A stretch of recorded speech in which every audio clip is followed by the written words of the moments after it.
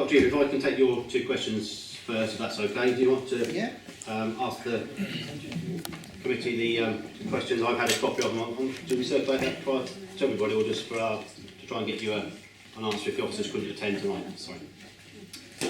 Thanks very much, Chair. Good evening, and good evening, councillors. I want to ask a question which refers back to my attendance in a previous meeting here in November 2012 regarding cycle parking. And you'll probably recall that after discussion, it was resolved at that meeting that, quote, where there exists a civic or community interest, the East Area Committee would strive to ensure that all such buildings are made cycle-friendly by providing adequate, free and safe cycle parking by December 2013. So that was an aspiration rather than a commitment, but we've had several years, of course, since then. So I'd now like to know, firstly, how many buildings of civic or community interest were identified within the East Area Committee region? How many of these lacked adequate, free and safe cycle parking? Thirdly, how many sites have since been fitted with adequate cycle parking? And finally, how many sites, if any, remain without adequate, free and safe cycle parking? And if such still exist, what plans are in place to correct the situation? Thank you, Dr. Eva. And thank you for giving us forewarning of the question. We do have a part-time cycling officer at the City Council, Claire Rankin, who has attended this meeting in the past. So the question was referred to Claire. In terms of the response, it's not certainly not to my satisfaction answering the specific question, but I'll give you the answer and then I'll give you my sort of view of where we are. In terms of the response from Claire, an audit was scheduled to be done, a cycle provision audit of both council owned and council used community facilities within the East area, and I think it was also the intention was to do the audit across the city as a whole as part of the same schedule. That was to be in association with, I understand from what Claire's saying, helpful members of the cycling campaign at that time. She has tracked back to see where that audit where it is, if it has been produced for our consumption as councillors or brought to one of the committees that deal with cycle matters. That she's not been able to find, so she's not clear whether that has been done or was intended to be done at the time and wasn't done. So she apologises for having a lack of definitive knowledge on that. In terms of the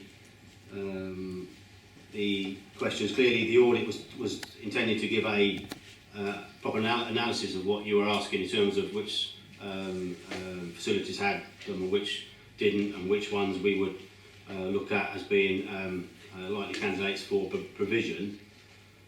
In terms of my knowledge, certainly of the Peterborough area, there are certainly venues, both community-wise, that have had cycle racks installed in the last 3 years since the original question. Certainly St Barnabas Church, St Paul's Church, the youth hostel, although we don't use it for our own events, clearly has a community role and was given a grant to provide cycle racks there. I'm not sure they were done since the question was asked. I think they were already in training before that question was asked. I can only speak from that local knowledge, and closer to home here, you've asked a question, I think, subsequent to that about provision here, and I did speak to Michael Bond, trustee of the Cherry Trees probably over a year ago now, as to when they were submitting their proposals to do at the front in terms of their desire to improve the frontage. That hasn't been pursued. We did look at the area across the road where the derelict, well not derelict, but pretty poor conditioned garages are situated. There is a proposal coming to Housing Committee in March to demolish that whole garage block, and as part of any redevelopment, clearly from a ward point of view, cycling provision, which clearly distance relative to here as well, could be we could be pushing for provision on that site. But I can only speak from a local perspective, and others may wish to give you a view from the east area in terms of their own wards. But apologies, there is not a proper answer from the cycling officer. It doesn't seem to have been the audit as a whole hasn't been done, from what I can read between the lines. So it's for me as East Area Chair, certainly from an East Area point of view, to have it done within our area, because we said we had an aspiration to do it in 2012, and I think the idea was to do it across the city as well while we're at it, and if we can find willing partners to assist us, then we will do so. But that's all I can say at this stage. Richard wanted to know. Sorry, Councillor Johnson and then Councillor Kavanagh. Thanks, Chair. 2 points. In terms of my patch in Abbey, I remember when Dr. Weaver laid down his resolution, I subsequently got in touch with Claire Rankin and managed to obtain some funding to get some cycle racks installed outside the river centre. And I think they were put in around about mid-2013. I can't remember the precise date, but so I think it's incumbent upon us as councillors to be proactive ourselves and to make the individual groundwork. That's what we've been elected to do, as well as trying to seek out officers to do the kind of the high profile stuff. Second point is that Dr. Weaver may be interested to know that the City Council is currently undertaking a review of community provision, and he may wish to feed in his comments about cycle racks outside community facilities within that review process. Details will follow about how he'll be able to do that himself in due course. And I know that the next East Area Committee, I think, will have an item on the agenda to discuss this very issue, so he may wish to come back then. I'll let Councillor Kavanagh and then Councillor Smart come in. Covering 3 wards then. Councillor Kavanagh.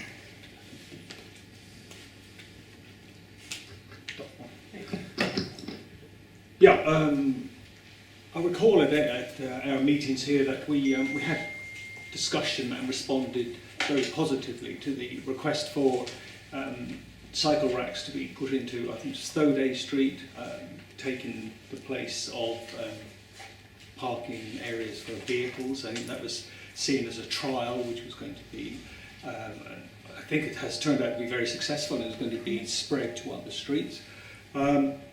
I also remember we did have a discussion about the refurbishment outside the co-op, and within that discussion there was emphasis to be put on more cycle racks there. The other thing that's it's not directly to do with housing, but it does affect all the cyclists really, is it? The cycle point, I believe it's on its way to being opened soon at the station, and that's got provision for just less than 3,000 cycles, so that will affect many of the residents of this part of the city as well as elsewhere. On my own patch, I've noticed down Cherry Hinton Road outside the post office there and further up, there's some cycle racks. So the trend is upwards, and I should imagine Claire Rankin, who's a very able officer, will come with a more detailed audit when she's got time to do it.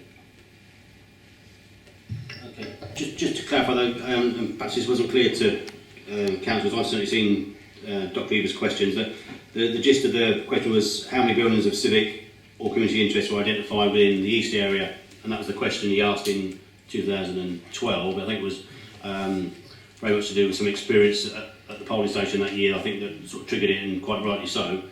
And how many of these sort of buildings lacked free and safe cycle parking?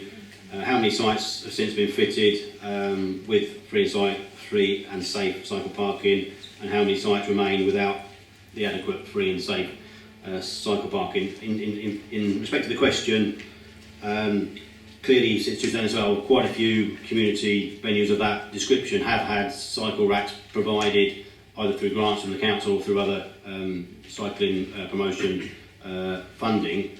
But what hasn't been done is the baseline audit, as you asked for in 2012, which we can compare where the gaps still arise. So that still needs to be done, so that we actually know where we apply perhaps our resources if that's seen sensible in the overall sort of budget terms. Where because obviously we did have an aspiration, pretty much a commitment to deal with our own sort of buildings and those we use as a council. Councillor Smart. Usually manage these things. Yes, our own building we've only got one building in Romsey, and that's the Ross Street Community Centre. It was refurbished recently, and more cycle racks were put in. I think I'm right in saying it's the block on the north that are the new ones, because the ones on the south were already there. So it already had quite a lot. It now has more, double. There are other buildings in Romsey which are of community interest in that the community uses them, mainly churches. And I think they've all got them, or got some. But of course, two of the churches that are used are very much on Mill Road, and there has been a big push to get more cycle racks on Mill Road. The Thoday Street ones are not really in the same category because they are resident rather than community buildings. And of course, Romsey, I would suspect, rather like Petersfield, there isn't an awful lot of space for anything. And so cycling, now a lot of people I know will put cycle racks at the head of the queue, but a lot of people, it's not everybody. And in any case, we have to ration the space. So the city council building is well provided for.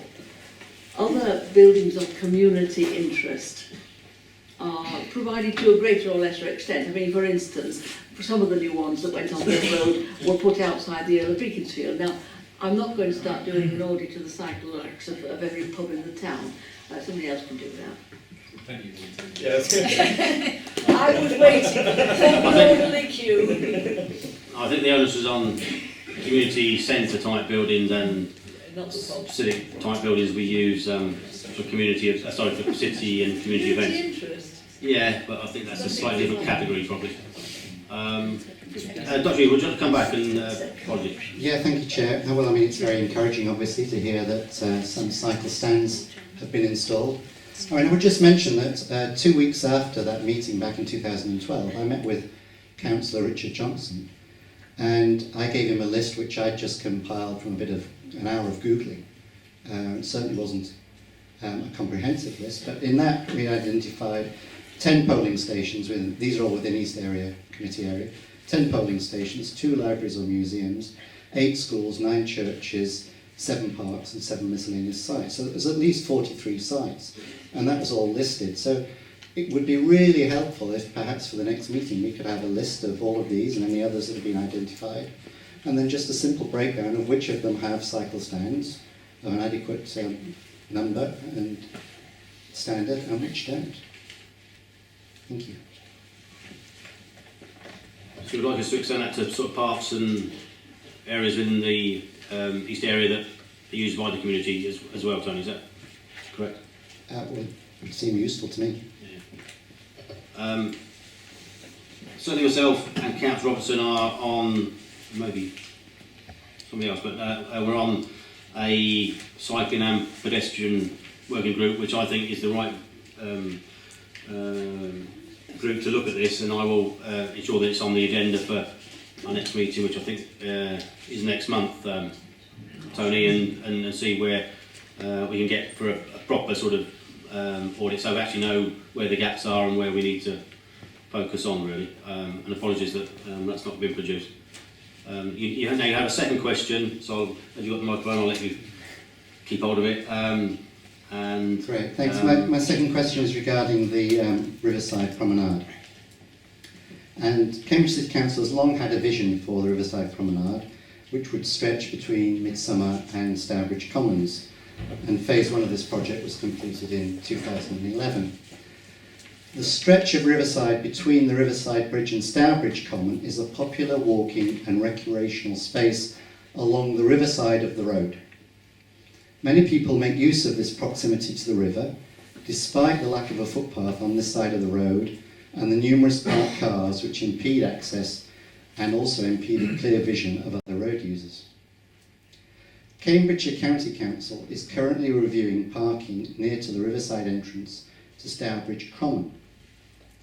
Incredibly, they are recommending that parking spaces be maintained between the junction with Stanley Road and the entrance to Stourbridge Common.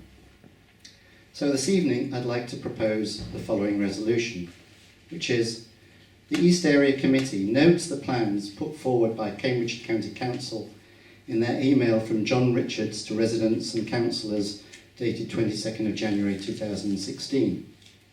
The East Area Committee reaffirms its long-term vision of a riverside promenade between Midsummer and Stourbridge Commons. As such, it deplores the proposal for parking bays adjacent to the river on Riverside and calls for the introduction of double yellow lines adjacent to the river alongside Riverside between the Riverside Bridge and Stourbridge Common. Okay, probably allow the Abbey representatives to answer this question. Councillor Whitehead? Yeah, there is a scheme which John Richards has drawn up and we hope will be going out to consultation of the residents there. And obviously, in light of what the residents say, we will look at how they think about the scheme. I don't think it's the job of this committee to preempt the discussion of the plan before residents have had a chance to comment on that plan. And hopefully we have got, after 2 years of struggle, hopefully we will have a plan that can go out to consultation in the very near future. There are two separate issues. One is the parking, which at the moment is pretty terrible. People are camping there and various things like that. And then the second is the cycle access and pedestrian access to Stourbridge Common. And we've got money for both of those schemes and they have been put together.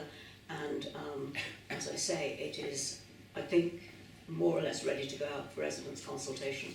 So I don't really feel it's the role of this committee to preempt that consultation process with residents.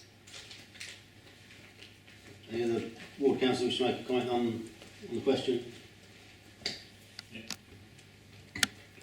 Hi, Tony. I think you know my views on this because we went to a residents' meeting together, and also we've been in contact about this several times. I agree with what Joan's saying. I think let's see what comes back from that consultation. What I would add is that I think in terms of, I mean, if I can speak on behalf of Abbey councillors, I think that we recognise that there should be a riverside vision, and very much so that it seems a bit run that one end of Riverside, mainly from I believe it's section 106 from the Tesco, looks incredibly beautiful and clean and nice, whereas the other end, which is near the Tesco, obviously is a bit more of a rough deal. If it were down to me, I would have a cycle path all along the railing stroke footpath, because I just think it's a beautiful walk. We've done things recently, as you know, we got the fence repainted, we put in new bins, new dog bins, new litter bins. We did a ward walk the other day to look at some of the actual social issues, the litter related cleaning issues that I cover at the council. And I know that Richard and Joe have been working obviously on the gate. One thing that I was quite keen to do from our previous correspondence was to make sure, because it's the teams that we have at the council, which come under my portfolio on the council, do streets and open spaces, that use the gate, hence why the gate has to have access for cars, for council vehicles. We put an awful lot of pressure talking to officers, and I'm glad from seeing the initial email exchanges that have been going on that it now looks like we'll be using the Oyster Row entrance, enabling to make it even more accessible in terms of for cyclists by having potentially the two-way entrance along the riverside, but also on top of that to make the likelihood, I would feel, that should parking potentially be removed, not necessarily now but in the future, that the fence is ready, one of the most expensive bits of the whole project.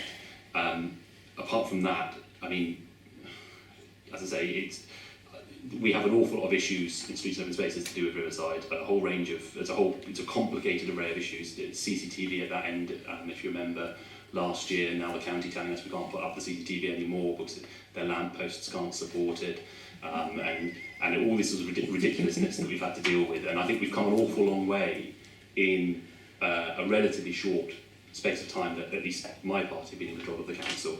And I just hope we can get that final push, because I do know from the figures, I haven't seen the exact figures, but from what John Richards has mentioned, the figures of cyclists and pedestrians going through that gate on Stourbridge Common is astronomical.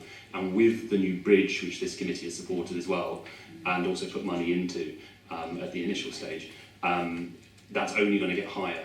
And we feel that there are a number of issues that we're teetering on the edge of just getting to where we want to be. We're still not quite there. So I think we shouldn't rest on our laurels, but we should definitely push towards a Riverside vision that does have that promenade all the way down. So I mean, I've always been in favour of it, as you know. So I don't know if Richard wants to say anything. Yeah, I'll make a comment on the first part of the question from the East Area point of view. And I think Councillor Whitehead has sort of answered perhaps the second part, in that there's a consultation either forthcoming or currently, and obviously views will be expressed and decisions at the end of that will be made. But in terms of the long term, and this is how long is the long term, I think we clearly supported both in principle and in financial terms the first part of this promenade vision, and I'm trying to remember how many years ago it would be now, probably 6-7 years ago at least. But it was clearly understood that the extra probably £2 million to complete it, because we did a third of it for 650,000, and probably the rest will be certainly of the same sort of financial sort of sum. If we had the resources to do it, I think we would be inclined to complete the whole promenade and see the vision sort of come to fruition. But as things stand at the moment, we haven't got that money. Therefore, in the shorter term, other practical sort of issues are being looked at, and obviously that is part of the consultation that you clearly have a strong view on, and we'll let the consultation and ward council particularly sort of try and make sense of that. But certainly as an East Area, we do still support the long-term vision. I'm sure we all do, in terms of what we would like to do for that Riverside promenade, and if it ever came through before we depart this planet, then that would be great for us all to see. But we haven't got the money at this present time. That's the basic facts of it, I think. Do you want to come back? I'll let you come back, of course. Yeah, thanks, Chair. Yeah, we recognise you don't have the money to do this at the moment, of course. It would be very useful, I think, if it could be minuted or resolved in some way that this committee does reaffirm its long-term vision for the Riverside Promenade between the two commons. I think that would be very useful. From a personal point of view, I don't see how that sits at all with County then introducing 6 parallel parking bays. Councillor Whitehead. Yeah, there are residents who live down there, and presumably they need somewhere to put their cars. There's plenty of parking space available in front of my own apartment building, which are used by commuters coming in from who knows where, parking their vehicles rather than using the park and ride, taking out bikes from the back and riding along. So there isn't an issue with resident parking. No doubt that will be made in consultation. I think as an East Area Committee, I think we still have a desire to see the long-term vision of the Riverside Promenade. I still think that's the case. We had strong support for it previously, and I still think that's the case. And if anybody wishes to say I've misjudged that, then to say now, but I think we're quite happy to reaffirm our commitment to the longer-term vision. But clearly there are practicalities to deal with in the interim and in the shorter term, and that's, I think, and you obviously expressed your view and will continue to do so, which is obviously your right to do. But members, happy for us to confirm our support the principle of the longer term vision. Yeah? Can I just ask, Chair, that we would agree that even though it may involve knocking down houses, we'd be quite happy with that, would we? I don't think any of us, I don't think any of us foreseen the knocking down of houses. Councillor Wade, no. That might suddenly put the... No, that wasn't part of the vision.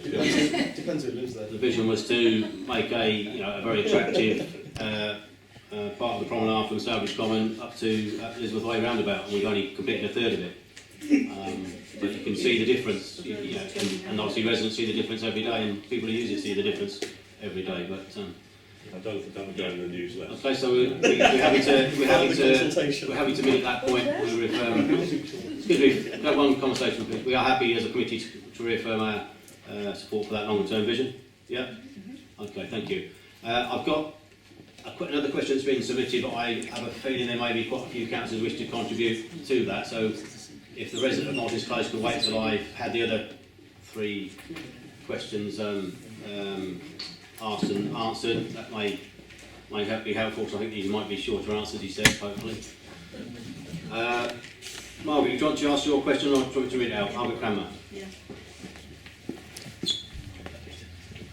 I commend the council for their work removing graffiti and fly tipping in Tennyson Road area, but we have a serious problem with bins. In October, I sent photographs and explained that the businesses in Mill Road, who are supposed to keep their bins in the alleyway, basically all the bins are on the pavement, because some of those businesses have decided to use the alleyway for parking, despite the fact it's probably a fire escape from the backs of the businesses. And I've spoken to the business on the corner, and they said, we cannot get our bin out on time because the car's parked there. And one young man who has a business there was struggling to get deliveries made. And I was somewhat amused, perhaps amused, annoyed, this morning, to be referred back with a nice holding letter to the person to whom I sent the complaint originally. So it would be very helpful if this could be progressed, because I see in the environmental report they're claiming that they've solved some of the business problems with bins in this area. Okay, so that's a request for action, really, isn't it? As a repeated request for action that you explained to us last time. Councillor Roberts. Margaret, I'm going to, if you don't mind, I will be speaking to you in the break, so if I can get some further details on that. But what I would say is when Wendy comes up, I'm sure Wendy will talk about what she can do in terms of the person who runs a lot of our public realm, and especially our teams that go around and talk to the business and also to residents about leaving bins out too long or in inappropriate places for people with pushchairs, people, the elderly, people trying to go about their business.